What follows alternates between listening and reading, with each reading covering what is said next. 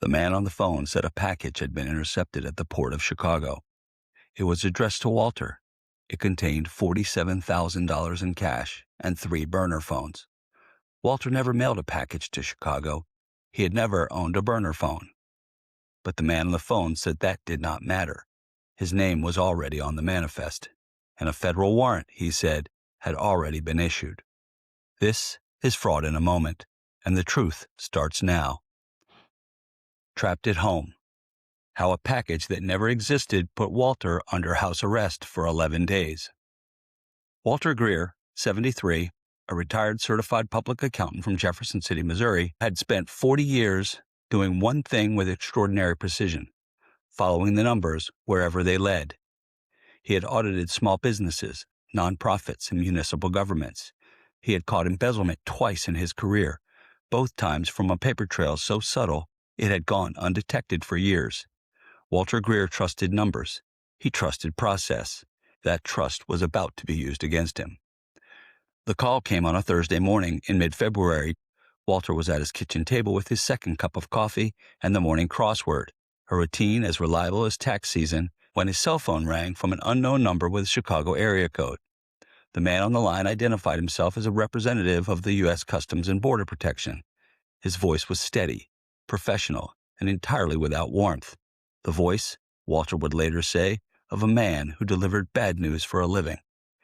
He informed Walter that a priority mail package had been intercepted at the port of Chicago 2 days earlier. The package, he said, was addressed to Walter's home address. Inside, federal agents had found $47,000 in bundled cash and 3 prepaid burner phones. The package had been linked, through a shipping manifest, to an ongoing federal money laundering investigation. Walter's first instinct was to laugh. "There must be a mistake," he said. "I haven't mailed anything to Chicago. We believe your identity has been used without your knowledge. However, under federal statute, you are currently a person of interest in this investigation. I am connecting you now to the federal agent of record." Walter did not hang up. The man who introduced himself as Special Agent Daniel Marsh of the Federal Bureau of Investigation had a different voice than the customs officer, more measured, more grave. He appeared 30 seconds later on a WhatsApp video call that Walter's phone prompted him to accept. Agent Marsh was dressed in a dark suit and sat behind a desk with what appeared to be an FBI field office behind him. He told Walter that his Social Security number had been flagged in connection with 17 fraudulent wire transfers totaling $2.3 million. He said the money had moved through accounts in the Cayman Islands and Hong Kong. He said Walter's name appeared on documents recovered from a criminal network operating out of Eastern Europe.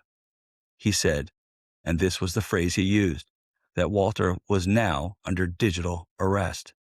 "What does that mean?" Walter asked. "It means," Agent Marsh said, "that you are not to leave your home, not to access your bank accounts through any channel other than what I direct, not to contact any family members or friends, and not to discuss this investigation with anyone. Any violation of these terms will be considered obstruction and will result in your immediate physical arrest." Walter sat very still. Walter never told his daughter. One phone call to Carol would have ended everything. Walter never made it. Over the next 11 days, Walter Greer did not leave his house. He canceled a dentist appointment. He skipped his Thursday morning coffee group at the diner. He told no one.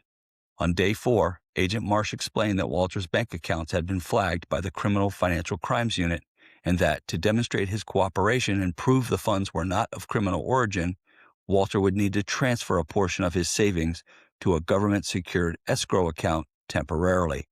The funds would be returned, he was assured, within 72 hours once the verification was complete. Walter transferred $14,000. On day 7, a second transfer, $9,000 for legal processing. On day 9, a third request for $22,000 described as a federal bond requirement to prevent his formal indictment while the investigation concluded. And here's where Walter, the accountant, the auditor, the man who had caught embezzlement from paper trails for 4 decades, felt something shift. Walter had never, in 41 years of professional practice, seen a legitimate government financial process that required a private citizen to wire personal funds to a secured escrow account without a court order, a signed legal agreement, a receipted transaction, or a verifiable routing number attached to a genuine federal institution. He knew that. He had always known that. But for 9 days, fear had been louder than knowledge. On day 10, instead of wiring $22,000, Walter Greer put his phone down, picked up his landline, dialed his daughter's number, and said 5 words. "Carol, I need your help."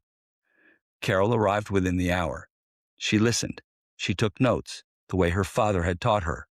And then she pulled up the FBI's official website on her laptop, read the agency's published warnings about digital arrest scams, and said, "Dad, this is on the FBI's own website, word for word. Walter Greer lost $23,000 across 2 wire transfers before he made the call that stopped the third." What did we learn from this story? 1. Hang up on any call about a suspicious package. If you receive a call claiming that a package bearing your name or address has been intercepted by customs or federal agents, hang up. Then call U.S. Customs and Border Protection directly at their official number. 2. Federal law enforcement agencies, the FBI, Homeland Security, the DEA, and all others do not notify citizens of criminal investigations, issue warrants, or conduct hearings via WhatsApp, Telegram, Zoom, FaceTime, or any other consumer video platform. 3. Digital arrest is not a legal term. There is no such thing as a digital arrest under U.S. law. 4.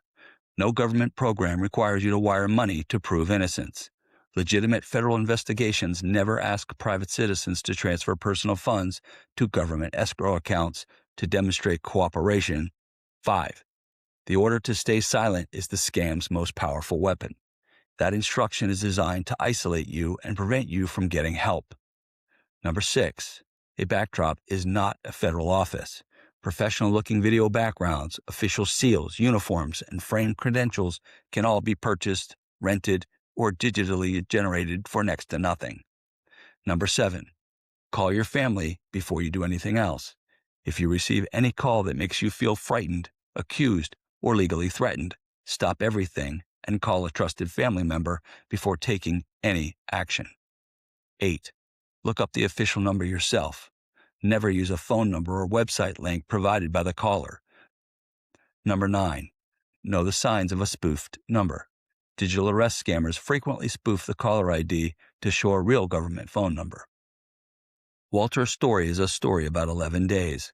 11 days of a man who spent his life following the truth being kept from every person who could have handed it back to him. The digital arrest is not a legal process. It has no authority, no jurisdiction, no power over you. None. That instruction, stay silent, tell no one, is not law. It is the lock on the cage. And the moment you pick up the phone and call someone you love, the cage opens. This has been Fraud in a Moment, where we expose the schemes hiding in plain sight and give you the tools to protect what's yours. Until next time, stay alert, stay steady, and remember, when any government agent claims you're under digital arrest, it's a 100% scam to empty your financial war chest.